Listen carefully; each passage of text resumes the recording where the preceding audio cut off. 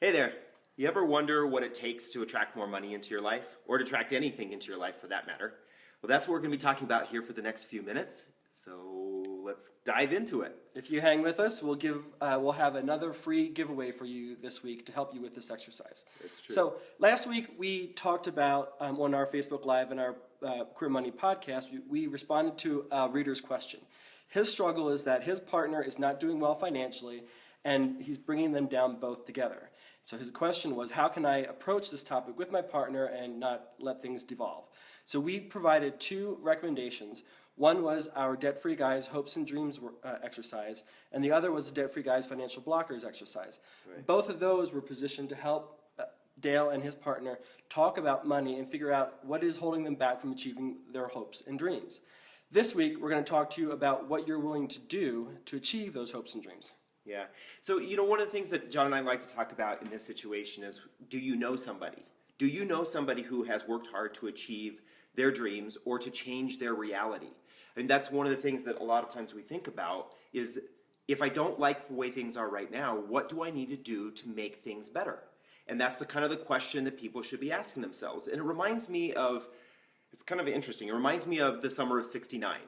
So most of us weren't alive then, but when we think back to that time period, there was something happening. In the city of New York, it was possible for a police officer to walk into a bar and to arrest and throw somebody in jail who was there because they were gay, lesbian, bisexual, or transgendered, simply because they were hanging out with their friends and enjoying a drink and having a good night. But those people could be arrested and thrown in jail, and many times they ended up being persecuted or made fun of or looked down upon by members of their community. And they were tired of that. They wanted their reality to change. So what did they do? They took some action.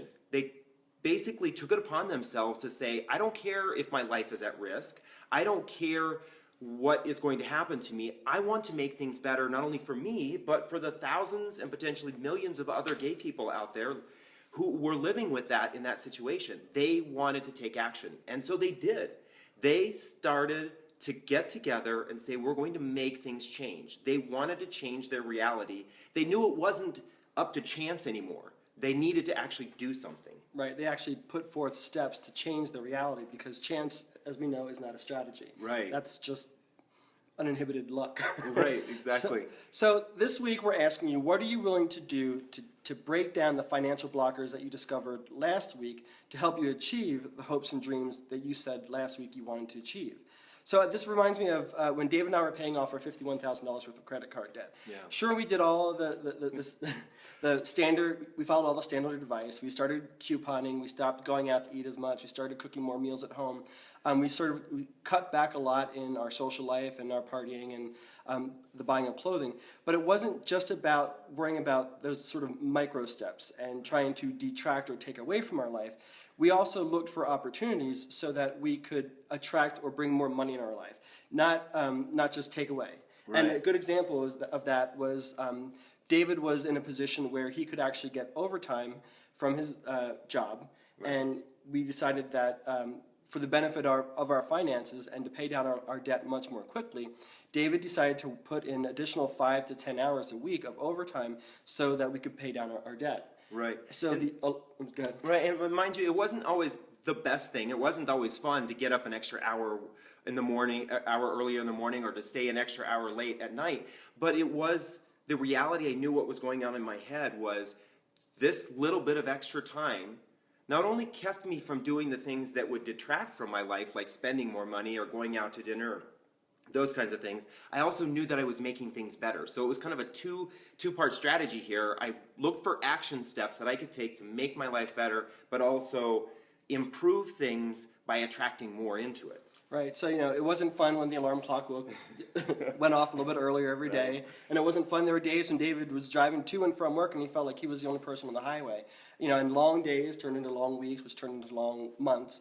But all of that compounded with the other steps that we took helped us pay down our debt much more quickly. So that's just an example of some of the things that we were willing to do outside of our norm, things that made us uncomfortable and didn't necessarily provide immediate gratification that allowed us to achieve our goals. Right. And that's why we give you this opportunity today to sort of complete this sort of 3-step process that we started last week to help you figure out what your hopes and dreams are, figure out what those blockers are, and then figure out what you're willing to do to break down those goals. And this might seem all sort of high level and sort of more money mindset, and it is. Next week or in subsequent podcasts, we'll start talking about some of the spreadsheets that we've got and some of the number crunching. But we think it's really important to get inside your head first and to figure out what it is you really want to achieve and what you're willing to do to get there. Right. Yeah, exactly. And so it's really asking that question, what am I willing to do? When I think back to those people in the Stonewall riots, they were willing to put their lives on the line. And they put their lives on the line, and what has that achieved? I mean, we think back to that. This is going to be just in a couple of years, 50 years, we're going to look back at all of the changes and all the benefits and all the great things that we have as a community. We owe a lot of that to those people standing up and making those changes.